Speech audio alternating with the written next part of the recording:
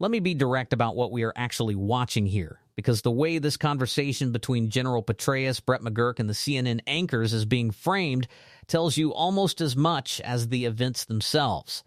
There is something almost ritualistic about the way American military analysts appear on television during moments of massive geopolitical violence, the wall maps, the authoritative tone, the seamless pivot from describing catastrophic human destruction to discussing oil prices and escalation. Dominance as though they are simply entries on a tactical spreadsheet. That is not a small observation. That is a window into how elite American strategic culture processes war, and it deserves to be examined carefully before we even get to the substance of what is being described. So let's start with the core claim being made in this segment. The United States and Israel have conducted a joint military operation of staggering scale, hundreds of aircraft, hundreds of cruise missiles launched from ships and submarines that has apparently killed Iran's supreme leader and a significant portion of the regime's senior leadership. Petraeus describes this as really quite stunning. And in a narrow, technical military sense, he is right. If what is being described is accurate, this would represent one of the most consequential military operations in modern Middle Eastern history, arguably since the 2003 invasion of Iraq. Maybe bigger. You don't just assassinate a supreme leader. You don't just hit the top of a regime and walk away without consequences that ripple across decades. The Islamic Republic of Iran has been a defining force in regional politics since 1979. Killing Khamenei is not like killing a general or even a president. It is a foundational rupture. But here is what strikes me most about the way Petraeus and McGurk discuss this. There is almost no moral reckoning whatsoever. There is tactical analysis, there is strategic assessment, there is a passing acknowledgement that civilian areas have been struck. But the scale of what is being described, hundreds of targets inside a sovereign nation, a decapitation strike on an entire government, is discussed with the same calm register one might use to analyze a chess match. Petraeus even notes, with what sounds like mild exasperation at Iranian arrogance, that the senior leadership gathered together during daylight hours, apparently thinking they were safe, and that this made them easier to kill. The implicit framing is they brought this on themselves by being careless. That is a remarkable thing to say about mass targeted killings of government officials, but it passes without comment in the conversation, because within the logic of this kind of televised military analysis, it is simply accepted as the natural language of the enterprise. Now, is the operation being described strategically sensible on its own terms? That is a more interesting question, and it is one where I think the conversation actually reveals some important tensions that the participants themselves don't fully grapple with. McGurk makes a point that deserves much more attention than it gets. He says that whoever might step up into a leadership role in Iran right now is very vulnerable, because the United States and Israel have air dominance and are still conducting waves of strikes. Think about what that means operationally. You have essentially told every potential successor in Iran that the moment they emerge, they will be killed. What does that produce?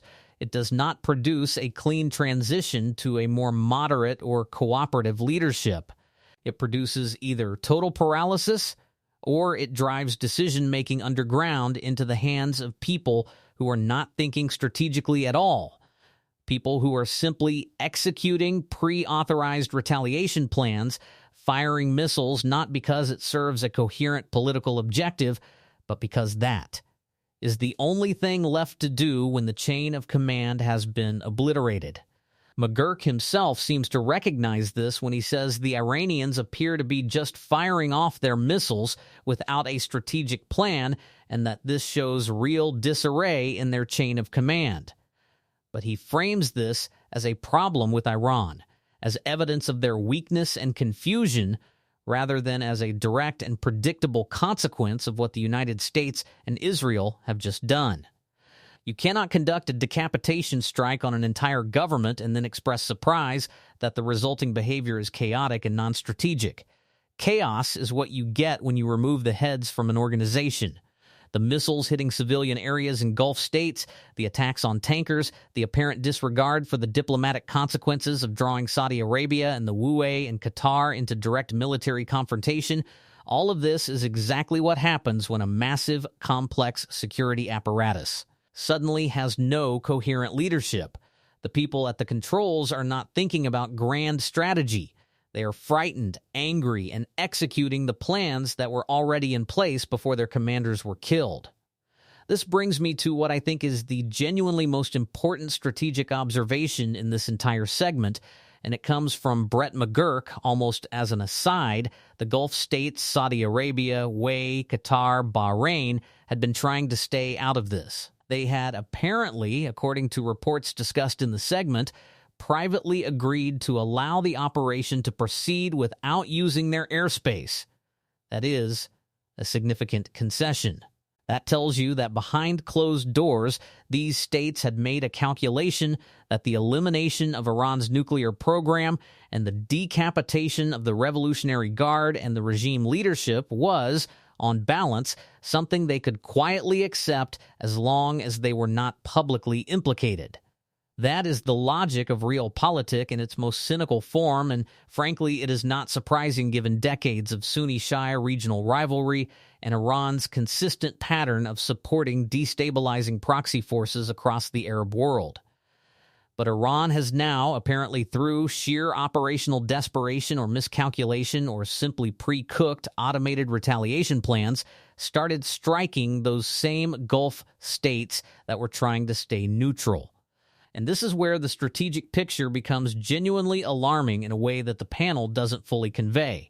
Because the moment Saudi Arabia is authorized to get involved, as Nick Robertson is reporting, you are no longer looking at a U.S.-Israel versus Iran confrontation.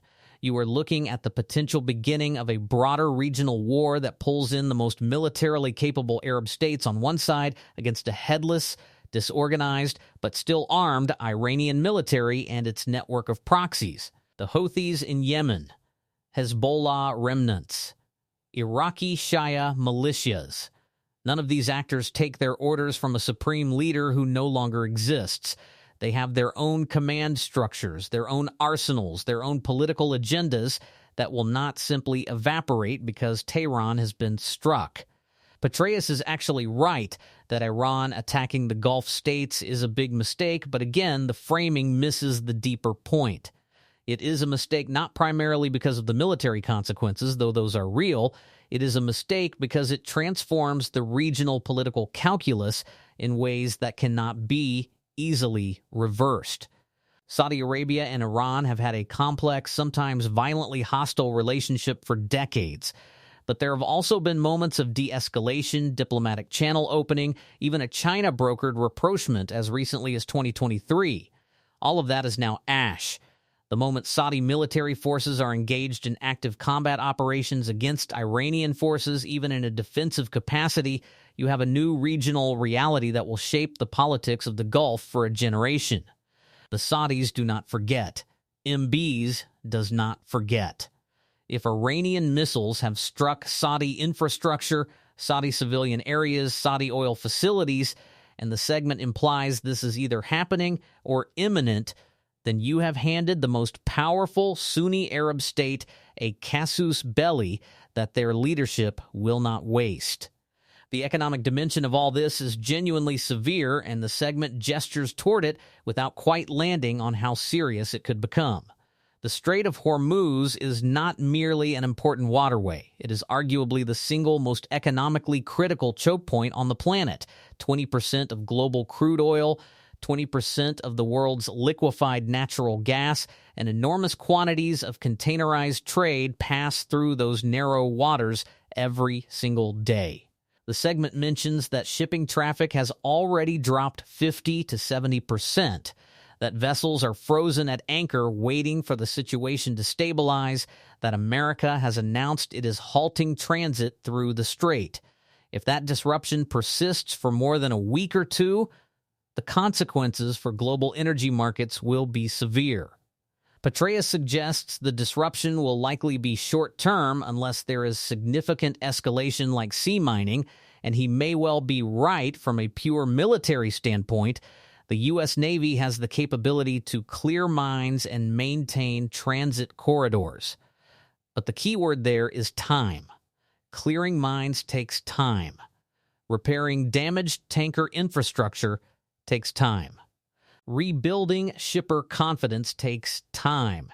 And in that window of time, you will see oil price spikes that feed directly into inflation, that feed into political pressure in the United States and Europe, that feed into economic strain across the developing world, where energy import costs are already a major structural burden. China, which the segment briefly mentions, is the elephant in the room that the panelists acknowledge but don't fully examine. 80% of Iran's oil exports go to Asia, primarily China. China has been Iran's most important economic lifeline precisely because it has been willing to ignore Western sanctions. McGurk notes that Russia and China are very quiet in the face of this crisis and calls that very telling. He's right that it is telling, but the implications cut in multiple directions. On one hand, the silence may reflect a calculation that there is nothing useful they can do militarily, and that publicly supporting Iran would damage their relationships with Gulf states that are also major trade partners. On the other hand, China's silence does not mean China is comfortable with what is happening. China has a profound interest in a stable Gulf, in uninterrupted oil flows, in not seeing a U.S.-Israeli-Saudi alliance essentially redraw the map of the Middle East without Chinese input. Xi Jinping's government will be watching this with intense alarm, and you can be certain that in private channels, Beijing is making calculations about what this means for Taiwan, for U.S. military commitments in the Pacific, for the global order more broadly. There is one more thing I want to say about the texture of this television segment that I think matters for how we understand American media's role in covering events like this. The anchor at one point says, "What do you think they're going for next?" referring to U.S. and Israeli targeting decisions. And Petraeus and McGurk answer as though this is a completely normal and neutral question. What are we going for next? Not, should we be going for anything? Not, at what point does this end? Not, what is the political objective, the desired end state, the exit condition? The conversation is entirely embedded within the operational logic of the conflict. It assumes the legitimacy and wisdom of the enterprise and asks only about execution. That is a failure of analytical independence that is common on American cable television during moments of military action, and it is worth naming plainly. Real strategic analysis has to include the question of whether the strategy itself makes sense, whether the costs are proportionate to the objectives, whether there is a coherent theory of what winning actually looks like in a scenario where you have just killed a supreme leader and watched the entire Gulf region get pulled into open warfare. What does success look like here? The segment never asks. A more moderate Iranian government? History suggests that decapitation strikes on revolutionary states tend to produce more radical successors, not less radical ones, especially when the population experiences those strikes as external aggression. The elimination of Iran's nuclear program? Possibly if the physical infrastructure has been sufficiently destroyed, but nuclear programs have been rebuilt before, often with greater determination and secrecy after external strikes, as the North Korean example demonstrates. Regional stability? We are quite obviously moving in the opposite direction from regional stability at this moment. The drawing in of the Gulf states, the Houthi escalation, the frozen shipping lanes, the potential for Iraqi militia activity to spike, none of this points toward a new stable order emerging from the rubble. What this segment captures ultimately is the strange suspended moment between the end of one strategic reality and the beginning of whatever comes next. The analysts are speaking with authority, drawing on maps, citing numbers of aircraft and percentages of missiles that got through air defenses, because that is what they know how to do. But beneath the competence and the calm television manner, there is a profound uncertainty about what has actually been set in motion, about who is now actually in charge of Iran's nuclear arsenal and its proxy networks, about whether the Gulf states that have been drawn into this conflict will stay focused on defense or whether they will seize this moment to settle much older scores, about what China and Russia will do as the dust settles and the new regional map becomes visible. The George Kennan quote that McGurk invokes is, in this context, the most honest thing said in the entire segment. War, once initiated, has a momentum of its own. You don't know exactly where it's going to go. That is true. And the people appearing on television with their maps and their credentials and their measured tones, as valuable as their technical knowledge genuinely is, do not know either. Nobody does.